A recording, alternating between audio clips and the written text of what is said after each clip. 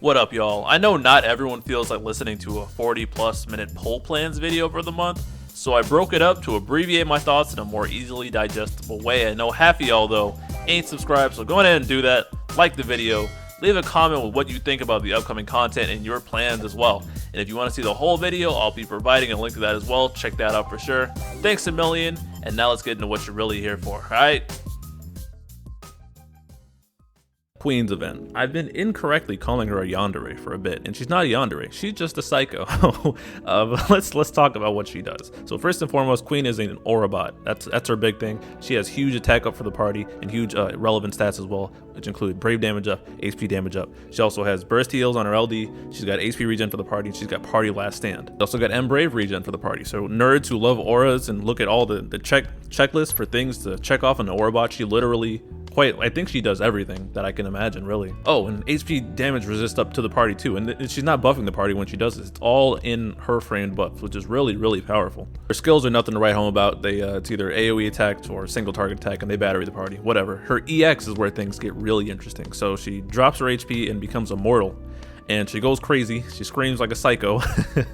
EX does decent damage, and then while her overhead is up the glasses, she gets attack up, brave damage up, HP damage up for herself, and she cannot use any of her other skills. She is going completely insane. Brave Plus is now an instant turn rate, single target HP attack, and so she can just spam that back to back to back, and then so her EX thing over her head is 3 turns, and once that goes away, she stops invincibility and she goes back to normal. But yeah, you can either spam this 3 times, and I think that's the preferred thing to do. I don't know, Queen experts might cool me on that, but the other thing she can do is her upgraded HP attack. This one's high turn rate and it does eat up a turn, but it's a stronger attack. It's a triple HP attack. I think it has splash on it. Yeah, it's 50% splash on it too, so that's pretty decent. Her LD rounds out the rest of her kit, adding on to her auras, and this is where the party last stand and HP damage resist and the HP damage up and the HP regen comes from, but also finishes off her attack up. So I think in total she has 100% attack up to the party. I don't know that exactly. I did some rough math and rough memory, so that might be off a little, but 90, 100, 110, whatever, it's in that ballpark. It's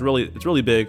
Her total attack up along with the rest of her auras for the party. That's the important part. Don't get caught up in numbers, you nerds. But her LD burst heals the party and puts on that new buff, the last stand one, and the other goodies. So that's always good to start off with. Her calls are, again, nothing really special to write home about, especially in the age of Jack and Kurasame. I'm gonna stop saying that because it's already implied, but M brave regen on her base sphere, and HP regen on her sphere. I mean call, HP regen and some other party up goodies as well on the LD call. High armor is support, and it splits evenly between party, brave, and HP, and this is pretty good for her because, again, she's got party, brave, and HP damage up, so she will easily enable the party to hit those caps, so definitely can take advantage of that. What do I think about Queen? On paper, she's got it all. Again, huge attack up, brave damage and HP damage up, HP regen, HP damage resist, last stand for the party, which only she shares with Porm, and again, this is just sticking a knife into Freya's grave at this point. And she's got those free turns potentially on the EX cast and decent damage. Her skills are terrible though. So on paper, she's amazing. In practice, I mean, she can just sit there and she's incredibly not fun to play unless you like the whole crazy girl dynamic. I mean, I get some people are like going crazy over Queen for that. Not my thing, but not really anything negative to say about her except her skills suck. And this is me not quite knowing what I'm talking about, so take it with a grain of salt. But I don't know if this is just in JP with her at the moment, but I think there's some way if you like take off her speed passive to have her only have a 1 skill recast if you use the HP plus only. But there's going to be Queen guides out there. I'm not the person, I'm just giving my thoughts, my overview, what I know, what I can impart. But yeah, Queen definitely solid on paper and can last pretty much for a while just because of those really strong attack auras and other things. And if you miss Porm and you need that party last stand for some reason, that's an option as well. Again, and probably for new players, she sounds really attractive as well. Not in that way, but attractive kit wise. Jesus Christ, calm down. Am I polling? No. Again, not a big fan of crazy girls. On top, and fight me. She's worst girl in Type 0. I take literally any girl over Class 0 in her every day. 7 in Size Supremacy, by the way. Sice and Opera Omnia win. But I don't need anything she offers. auras, she's got a lot of bunch of different things, but all those different things I have covered in other different units. And while I could have them all compartmentalized, is that the right word? In Queen, I don't need it. I can live without it. Not really a big fan of her playstyle, so I'm personally skipping. But this is a very, very good character, and she comes back even stronger with a Crystal level 90 and EX upgrade number 2. Speaking of reruns, she like I just mentioned, she comes back on her Lost chapter. She gets an LD board rework. She doesn't get a skill rework, and she gets even stronger. And she's got very good staying power for that. And it comes alongside Cater's LD as well. So that's just something to consider. Again, not much else to say about Queen. Solid character, but not interested. As for the Lufenia, this fight is actually secretly toxic, and it's not being talked about very much from what I can say. And I've been trying to sound the alarm bells. This fight is a lot worse than it appears, but it's a triple fight. We haven't had one of those in a very long time, so Squall's gonna eat here. But it's against some kung fu bears.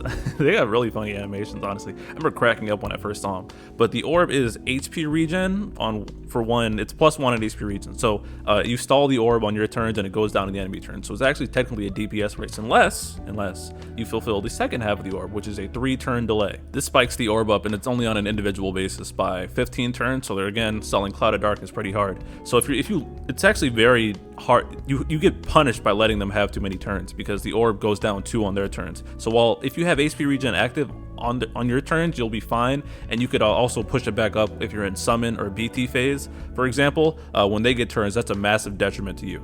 On top of that, in the beginning of the fight, you could, if you want to start no turning them at 80% when the orb kicks in, I believe, they get a yellow Alexander aura. So you need to let them have a turn and get their recast off. And the recast ignores HP damage reduction. So the idea here is to the last stand Queen tank it. But if they consecutively do it and you don't have other forms of mitigation in place, you'll probably just die. So the beginning of the fight is hilariously dangerous. You need some way to not die from it.